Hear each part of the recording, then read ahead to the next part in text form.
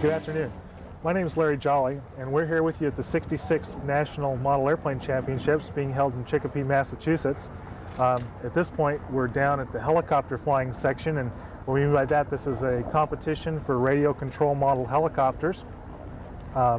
Today we're flying 4 classes. The scale class, which is where, like this jet range over my right shoulder, which is a rendition of a full-size man-carrying helicopter. And then we're flying 3 other classes that are based on degree of proficiency in flying. In other words, there's a novice class, intermediate class, and an international class, which is the experts are flying. Basically, radio control model helicopters are a relatively new item for model airplane flyers. They've been in existence for about 15 years. They're about 5 feet long, weigh about 12 pounds, and they're capable of 60, 70 miles an hour, and a lot of things that a full-size helicopter aren't doing, or isn't capable of doing, such as aerobatics, loops, rolls, and flying inverted. A lot of things that are common to us, the full-size ones can't do. This competition has drawn modelers from all over the U.S. Based here on the East Coast, there's a lot of East Coast modelers, but there's also modelers from as far as California, and indeed there's even a contingent from Japan. The Hirobo team from Japan is over here competing with the Americans, so they've come even longer.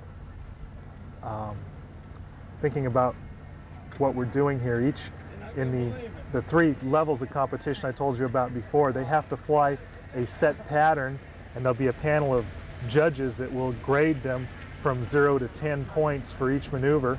The maneuvers have a certain sequence and certain order, and then there is at the end of 4 rounds of flying, a winner is chosen, of course, from the highest score.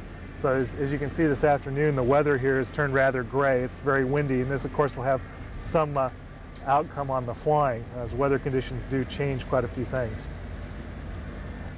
I'm getting ready to fly scale here in a few minutes, which is we try to fly a miniature that not only looks like a full-size one, it's already been judged for accuracy and outside description. Now what we're going to do is we're going to fly it, and we have to fly it in a very scale realistic fashion, which will probably be very challenging in this wind. I've been flying model helicopters since 1976 and have been to several nationals. I'm a special effects technician in the movie business.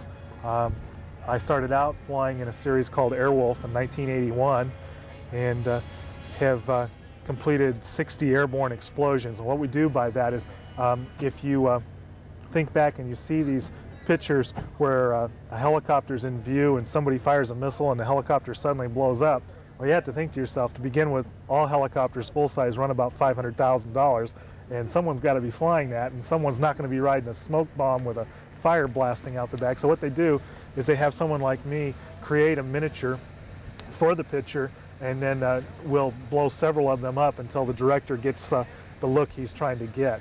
I flew the miniature Airwolf in the series and did something like 50 airborne explosions in that series. One that you may have seen is in the movie Die Hard, where the full-size Huey with the FBI agents comes off the side of a building. That's actually a 1/7 scale Huey, which is about 63 inches long, weighs 12 pounds, and I worked in conjunction with Boss Films on that, and we built a 1/7 scale office building and blew the windows out. It was a very complicated sequence of explosions. I've just completed filming 2 pictures. One's called Rest of Daniel with Mel Gibson, where we did some 1/3 size B-25 bombers. They're 19-foot wings, they're 19-foot long and 22-foot wingspans, very large miniatures. Hollywood right now is going for the larger miniatures. Also, you'll see later in the fall at a new Steven Seagal picture called Soul Survivor. It's kind of like Die Hard that takes place on a battleship. It's a pretty neat film. Anyway, I blew up some F-18s on that picture, and we just finished that. So I've been pretty busy all year building miniatures and blowing them up. It's a little different in Hollywood because there we do things for the camera, and it's the camera doesn't pick everything up that a scale judge would pick up here. So this is actually harder competition than being for a movie camera. But I was fortunate. I think I've done like 62 or 63 airborne explosions now. Still have all my fingers, and I won an Emmy for a movie called Miracle Landing on CBS production 2 years ago. So I've been very fortunate.